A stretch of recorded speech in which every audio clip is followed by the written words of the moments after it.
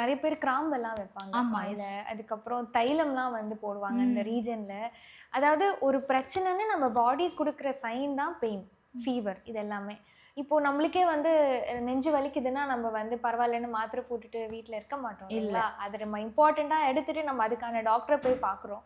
So, அதே மாதிரி பல்லுமே ஒரு இம்பார்ட்டன்ட்டா நம்ம எடுத்துட்டு, ஏதாவது பெயின் இருந்தாலும் இம்மீடியட்டா ஒரு டாக்டர போய் விசிட் பண்ணா தான், எதனால பெயின் வந்தது? இல்ல பல்லு ஏதாவது கிராக் மாதிரி வந்திருக்கா? பல்லு உடைஞ்சிருக்கா? ஏதாவது ஹார்டா சாப்பிட்டுருக்காங்களா? ஸோ இந்த மாதிரி ஹிஸ்ட்ரி எல்லாம் கேட்டுட்டு will arrive at a diagnosis.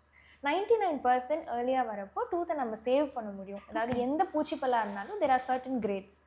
So great 1 இருந்ததுன்னா நம்ம அப்படியே மைல்டாக அதை ரிமூவ் பண்ணிவிட்டு பல்லு கலர் சிமெண்ட்டே வச்சுருவோம். கொஞ்சம் உள்ளே போயிட்டு வலி ரொம்ப ஜாஸ்தியாக இருக்குது, ப்ரெஷர் ரொம்ப இருக்குன்ற மாதிரி இருந்ததுன்னா ரூட் கெனால்ன்ற ட்ரீட்மெண்ட் பண்ணுவோம். உள்ளே இருக்கிற பல்ப் எல்லாமே க்ளீன் பண்ணி சிமெண்ட் வச்சுட்டு அந்த பல்லுக்கு பாதுகாப்பான ஒரு க்ரௌன் கொடுப்பாங்க.